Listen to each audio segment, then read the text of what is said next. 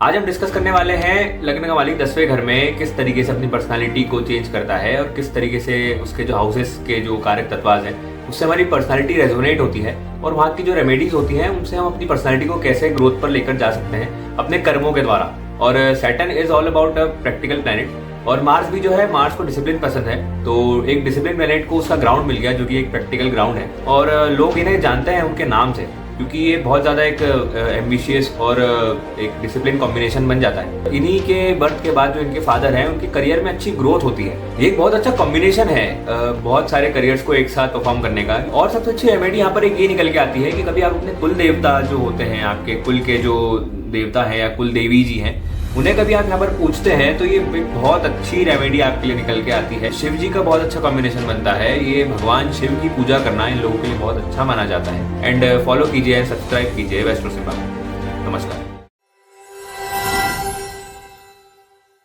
नमस्कार। आज हम बात करने वाले हैं लग्न का मालिक 10th हाउस में या लग्न का मालिक 10वें घर में।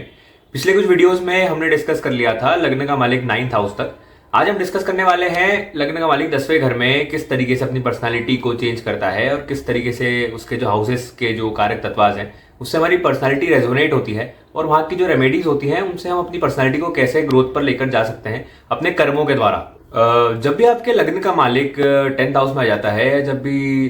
लग्नेश 10वें घर में आ जाता है, तो ये जो लोग होते हैं बहुत प्रैक्टिकल होते हैं। हम इन्हें प्रैक्टिकल तरीके से देख सकते हैं क्योंकि जो लग्न का मालिक मंगल होता है वो इसी घर में आकर के उच्च का होता है, जो कि शनि का घर है, एक्सल्टेड होता है इस घर में। और Saturn is all about a practical planet और मार्स भी जो है, मार्स को डिसिप्लिन पसंद है, तो एक डिसिप्लिन प्लैनेट को उसका ग्राउंड मिल गया जो कि एक प्रैक्टिकल ग्राउंड है। तो यहाँ पर ये लोग बहुत अच्छा परफॉर्म करते हैं और करियर में जैसे इन लोगों का अच्छा नाम होता है, ये लोग जहाँ भी जाते हैं अपने करियर के हिसाब से वहाँ पर ये लोग ग्रो करते हैं और लोग इन्हें जानते हैं उनके नाम से क्योंकि ये बहुत ज़्यादा एक एम्बिशियस और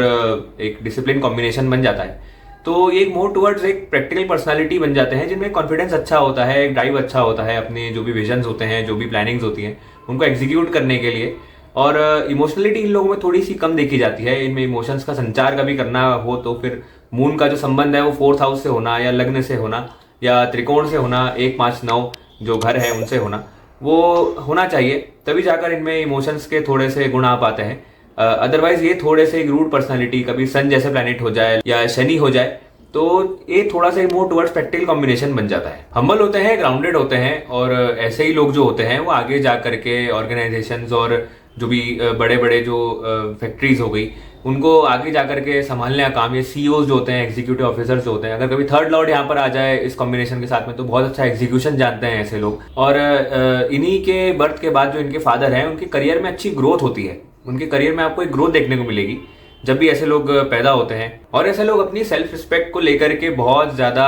चर्चा में रहते हैं और सेल्फ रिस्पेक्ट इन लोगों के लिए बहुत कुछ होती है जो कि हम देख सकते हैं क्योंकि जो लग्न का मालिक है ना, लग्न आपकी रेस्पेक्ट है, आपकी इमेज है, आपकी आइडेंटिटी है जो कि ना आपके एक्सल्टेड हो चुकी है, जो एक्सल्टेड इन सेंस उच्च हो चुकी है, बहुत ज्यादा स्ट्रांग हो चुकी है। अब कुछ भी ऐसी चीज होगी जो पर्सनैलिटी खराब करेगी या जो भी नाम खराब करेगी, इमेज खराब होगी, उनसे ना ये जो कॉम्बिनेशन है ये खराब होने लगेगा। और जब खराब होने लगेगा तो फिर ऐसा इंसान अपने सेल्फ रिस्पेक्ट के लिए खुद बढ़ चढ़ करके बोलेगा। ये एक बहुत अच्छा कॉम्बिनेशन है बहुत सारे करियर्स को एक साथ परफॉर्म करने का, क्योंकि हम देख सकते हैं ये जो कॉम्बिनेशन है ना, लग्न का मालिक उच्च हो गया है। उच्च हो गया इन सेंस जो इंसान है उसमें बहुत अच्छा कॉन्फिडेंस आ चुका है और वो हर चीज को ना एग्जीक्यूट करना बहुत अच्छे से जानता है। अब यहाँ पर हम एग्जीक्यूट इसलिए बोल रहे हैं क्योंकि जो मल्टीपल करियर्स हैं वो हम बोल सकते हैं कि जो जेमिनाई है, जो बोल सकते हैं मल्टीपल चीजों को रूल करता है और मल्टीपल चीजों को एक ही साथ बहुत सारी चीजों को अपने थॉट प्रोसेस से चलाना जानता है, वो जब एक एग्जीक्यूशन वाले घर में आ जाएगा और लग्न के मालिक जो कि स्ट्रांग बैठे हुए हैं उनके साथ में कहीं ना कहीं आ जाएगा, या 6th लॉर्ड के साथ में आ जाएगा या 11th के साथ में आ जाएगा। Sorry for the lights.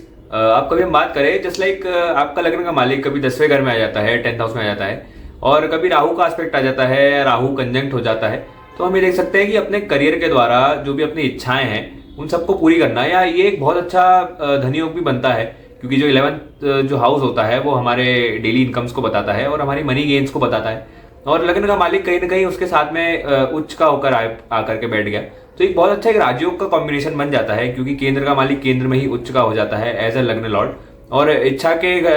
जो घर का लॉर्ड है राहु उसके साथ में आकर कंजंक्ट हो जाता है। वहीं पर कभी देखें जो 2nd हाउस का जो लॉर्ड है, जैसे लाइक वीनस को हम ले लेते हैं, वीनस भी अगर कभी यहाँ पर कंजंक्ट हो जाता है और मार्स वीनस का कॉम्बिनेशन यहाँ पर बन जाता है तो एक बहुत अच्छा ये कॉम्बिनेशन बनता है जो कि आपको करियर में हाइट्स देता है, साथ में मनी भी देता है और आपके कनेक्शंस भी बनवाता है बहुत अच्छे अच्छे लोगों से। बहुत जो समाज के ऊंचे लोग होते हैं उनके साथ में ये आपको बैठाता है। और साथ ही में यहाँ पर आपकी जो पर्सनालिटी ग्रोथ की कभी हम बात करें तो आपकी पर्सनालिटी ग्रोथ यहाँ पर इस तरीके से हो सकती है कि जो शनि इस घर के जो मूल घर के जो लॉर्ड होते हैं 10th हाउस के, तो सैटर्न को हम यहाँ पर अच्छा रख सकते हैं। और सैटर्न को यहाँ पर सबसे अच्छा रखने का ये तरीका है कि ये जो घर है शनि जो होता है वो समाज के जो निचले तबके के लोग हैं उन्हें गवर्न करता है। और ये जो घर है ये आता भी उसी डोमेन में है। जैसे लाइक हम कोई 10th हाउस देखें तो वो हमारे घुटने होते हैं और 11th हाउस होते हैं वो जो हमारे काफ्स होते हैं और 12th हाउस जो होता है वो हमारे फीट्स होते हैं। जैसे लाइक स्वीपर्स हो गए, जो भी लोग काम करते हैं, मजदूर हो गए, लेबर्स हो गए, हम लोग इनके लिए कुछ कर सकते हैं या इनको हम बोल सकते हैं शनिवार को कुछ भी दान दे सकते हैं। ये जो रेमेडी है ये आपके लिए बहुत अच्छा